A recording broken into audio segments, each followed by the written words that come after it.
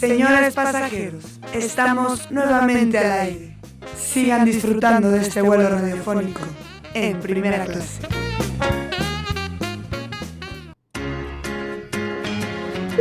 Señores pasajeros, ha llegado el momento gastronómico del vuelo. Les ofreceremos consejos culinarios y exquisitas recetas. Tomen pluma y papel, pues la experiencia será de primera clase.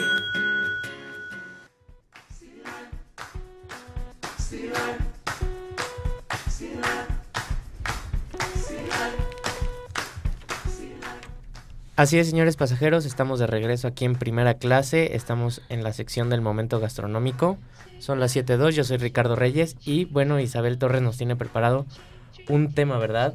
Que se llama Gastronomía de Inmigrantes Independientes. Claro, porque vamos a hablar sobre la gastronomía de Estados Unidos y esto porque mañana es el aniversario de su independencia. Ok, y bueno, a ver, platícanos un poco de esta gastronomía de inmigrantes. Bueno, pues como todos sabemos, no existe caso en el que la cocina de un pueblo no esté asociada a su historia.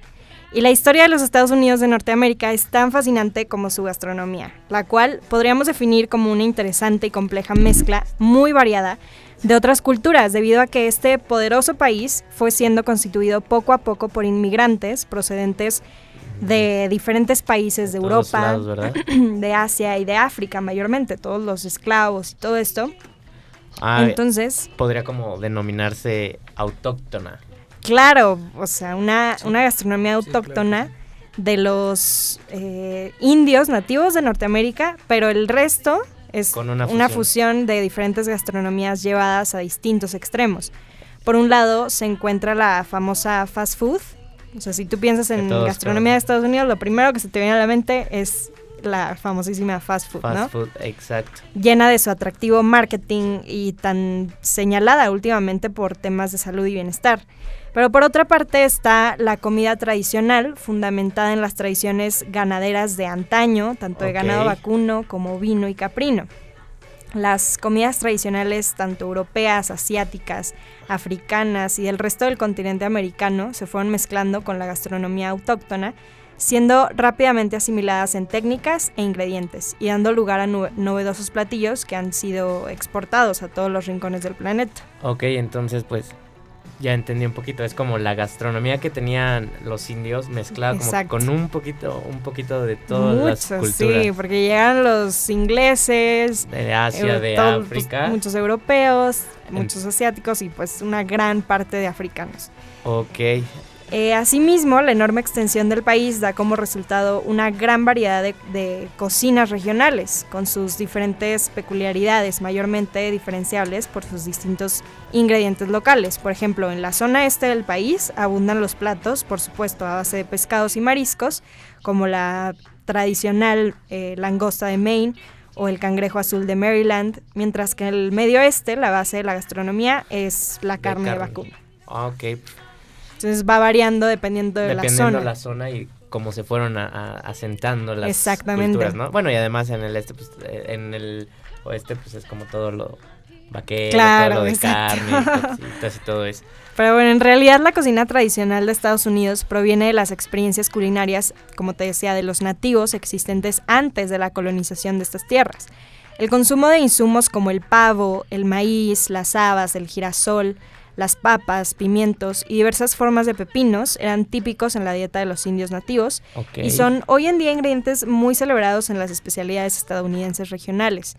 Bueno, con el tiempo se fueron añadiendo otras costumbres culinarias e ingredientes procedentes de los grupos de inmigrantes que arribaron masivamente. ¿Como cuáles? Bueno, ejemplos de esto es el apple pie, con esta como tradición inglesa.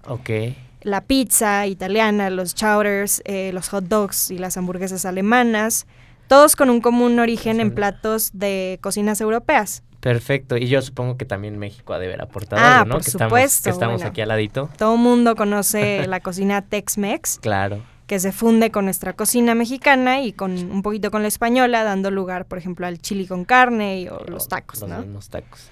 Y bueno, la cocina sureña de Estados Unidos es una de las más especiales. Se basa en tradiciones francesas, irlandesas, africanas, nativas y españolas.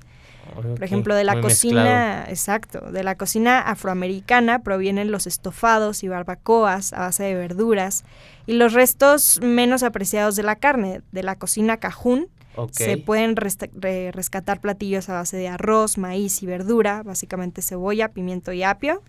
Platos como el etouffee, la famosa jambalaya o el gumbo ragut. Por último, la cocina criolla, que, bueno, con una mayor influencia francesa, se caracteriza por la singular preparación de mariscos y carnes. O sea, no falta nada de verdad en Estados Unidos. Hay de todo, de todas las mezclas y todo muy rico. Igualmente, la enorme emigración china durante el siglo XIX tuvo también una importante influencia en diversas zonas del país, fusionando la gastronomía local y la asiática. También. Y finalmente, si pensamos en comida americana, lo primero que viene a la mente es la comida rápida. Sí, claro, todo lo que es. La principal explotación gastronómica del país entran en esta categoría el pollo frito, las hamburguesas, la pizza o los hot dogs. Y bueno, el origen de esta modalidad de comida data de principios del siglo XX, les platico un poquito, cuando se abrieron restaurantes en los que se servía comida tras una ventana de vidrio con una ranura para que el cliente pudiera pagar y llevarse su plato a otro sitio. Y fue un sistema originado por la falta de espacio en las grandes urbes industriales y ganó bastante aceptación. O sea, todo era rápido, nada más. Exacto. Como que tenías hambre, pagabas, te daban ibas, y ya. te daban tu comida, pagabas y te ibas. Te ibas a comer. Y bueno, Perfecto. poco a poco este sistema se fue perfeccionando y al asumir el espíritu de la producción en serie y de la comercialización masiva, las ventas empezaron a basarse en novedosas técnicas de marketing. Aparecieron los restaurantes de franquicia con una marca ya unificada como McDonald's y todo esto.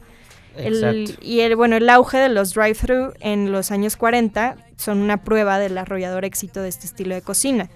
También están los llamados diners, que sirven este tipo de comida de una forma menos industrial, un poquito más casera, y son muy populares en Estados Unidos. A menudo todo lo que encuentras en las carreteras. Sí, claro, se encuentran casi siempre en las carreteras.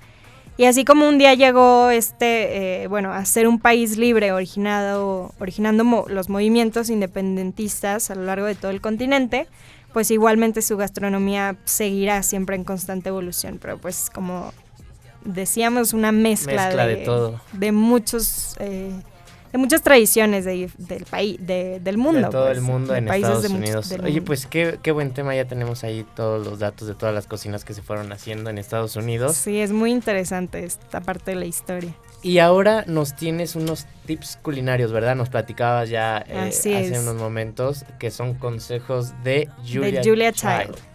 Y bueno, a ver, ¿qué me puedes platicar de esto?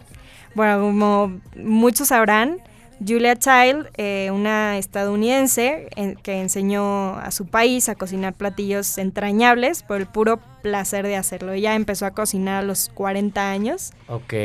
Se fue a vivir a Francia con su esposo y ella como que empezó a aprender, le gustó y empezó a cocinar. Qué interesante. Yo ya muy grande, ¿no? Sí. Demasiado. Pero una historia padrísima. Si pueden ver la película de Julia and Julia, se las recomiendo, está muy padre. Es acerca de... Es de su vida, sí. Perfecto. Pero bueno, les traigo los 5 consejos de ella. ¿De ella? El número 1, cocinar bien no significa cocinar caro o elaborar obras de arte complicadas, solo buena comida con ingredientes frescos. Buen sabor, ¿no? Exacto. Número 2, entre más sabes, más puedes crear. La imaginación en la cocina no tiene fin. Eso es totalmente cierto. Número 3, la medida del éxito no es ganar premios, es hacer algo que quieres, algo que crees que vale la pena. Ok, el número 4, si no eliges a tu audiencia, estás perdido, porque entonces no estás hablándole a nadie. Bueno, esto yo creo que aplica a cualquier empresa, a cualquier industria. Siempre tienes como y el que segmento tener en que claro. Vas. Claro, exacto. Y ya por último... Y número 5, los buenos resultados requieren tiempo y cuidado. Si no usas los ingredientes más frescos, si no lees la receta entera antes de empezar, si te aceleras mientras cocinas, pues el resultado tendrá un sabor y una textura muy inferiores, como un filete Wellington chicloso. Una actitud cuidadosa dará como resultado una explosión de sabor, una comida profundamente satisfactoria y quizás una experiencia que te cambie la vida. Entonces hay que tener cuidado y leer bien todo, porque si no puede ser que te salga un desastre de comida. Así es. Claro. Y, bueno, ya por último, lo más rico es donde todos tienen que agarrar la pluma, el papel, porque viene la receta que es el New York Cheesecake. Así es. Bueno, antes les quiero platicar un poquito la historia de este pastel. A ver, cuéntanos. Tan famoso hoy en día. Bueno, es un pastel con orígenes tan antiguos como Grecia y el Imperio Romano. Desde esos tiempos ya se empezaba a hacer. El producto actual es el resultado de muchas modificaciones a lo largo de miles de años. Okay. En aquellos tiempos se calentaba el queso triturado en una cacerola de cobre con miel y harina, para posteriormente dejarlo enfriar y consumirlo, así de simple. Okay. Y luego los romanos incluyeron huevo a la receta y lo horneaban entre ladrillos calientes. Con la extinción del imperio, la extinción del imperio romano, la tarta de queso llegó al resto de los países de Europa. Y no fue hasta el siglo XVIII cuando este pastel comenzó a parecerse tal cual a lo que conocemos hoy en día.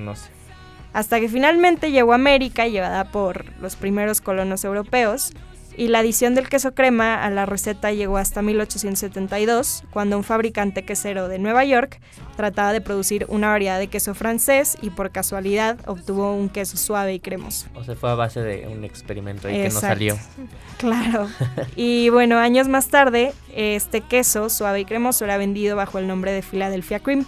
Tal como lo conocemos, mucha gente dice, queso Filadelfia, ¿no? Es el queso crema. A pesar de que, bueno, es ahí marca, pero así se quedó. Así ese es su origen. Y bueno, el cheesecake es desde el siglo XX un ícono dulce para los neoyorquinos. El famoso cheesecake New York Style se debe a Arnold Ruben, un joven alemán que llegó a Estados Unidos y fascinado con este postre, consiguió producir su propia versión. Y así fue como quedó. Entonces empezó en Grecia, pasó por Roma, después, bueno, ya llegó acá en América, a Estados Unidos. Oye, cuéntanos cómo lo podemos preparar. Primero los ingredientes, ¿cuáles son estos? Bueno, necesitamos 4 paquetes de 190 gramos de queso crema, 4 huevos, 4 cucharadas de fécula de maíz, una taza de azúcar, una taza de crema para batir y 10 mililitros de vainilla. Eso es para... pues diríamos el relleno, ¿no? Y para la base necesitamos una taza y media de galletas molidas, ya sea cualquiera de su preferencia, y 70 gramos de mantequilla derretida. Está muy simple, muy sencillo. Y todo lo puedes conseguir. Claro, en cualquier supermercado. Y bueno, vamos con el procedimiento, ¿cómo preparamos el cheesecake? Bueno, lo primero que hay que hacer es combinar los ingredientes de la base, mantequilla y galleta, y forrar el fondo de un molde desmontable de 24 centímetros de diámetro. Primero la base. Uh-huh. Y después... Después batimos el queso crema, agregamos el azúcar, la crema, la fécula de maíz, la vainilla y los huevos uno por uno. Ya que tenemos esta mezcla homogénea, la vertemos sobre la base y horneamos a baño María durante 90 minutos en el horno ya precalentado a 160 grados centígrados. Posteriormente dejamos enfriar, desmoldamos y listo, a disfrutar. Y el último, a comer. Podemos acompañarlo con compota de frutos rojos, perfecto. Mermelada, lo que quieran. Al gusto. Así es. Oye, pues muchas gracias Isabel Torres por todo lo que nos tuviste hoy, tanto de cómo empezó la comida de Estados Unidos, la gastronomía, tanto como los tips que nos dio Julia. Julia Child. Julia Child. Sí. Y bueno, ya esta receta del cheesecake. De verdad, muchas gracias por todo. Yo soy Ricardo Reyes y me parece que en cabina nos tienen un anuncio, ¿verdad? Así es, señores pasajeros, después de estas delicias que nos platicó Isabel, esa receta suena sensacional y yo creo que la voy a hacer este fin de semana. Muy bien, pero... Es momento de irnos a un corte, pero les recuerdo que vamos a volver con ¿qué hacemos el fin? Pero también el día de hoy tendremos Turi Tips, así que no se los pueden perder. ¿Qué hacemos el fin con Ricardo? Que ya tiene pues sugerencias para disfrutar este fin de semana en nuestra hermosísima ciudad. Traes varias opciones, ¿verdad, Ricardo? Sí, claro, muchas. Muchas. ¿Y en Turi Tips? Tips. Les vamos a decir cómo empacar la maleta. Parece fácil, pero a veces, ¿a poco no? No les caben las cosas, les llegan arrugadas, siempre se olvida algo. Entonces, bueno, vamos a platicar sobre eso cuando regresemos del corte. Les recuerdo nuestro teléfono en cabina es el 3088-1670 y nos encuentran en redes sociales, tanto en Facebook como YouTube, como Primera Clase 1670 AM. Nuestro Twitter es @pclase1670 AM. Yo soy Verónica Palavicini. Muchísimas gracias por volar con nosotros en Primera Clase. Estamos en Radio Anáhuac 1670 AM. Amplía tus sentidos. Toda su melancolía y en sus ojos deposito la esperanza de mis días. Señores pasajeros de Primera Clase, su atención, por favor. Haremos una breve escala. En un momento retomaremos nuestro vuelo. Ya volvemos.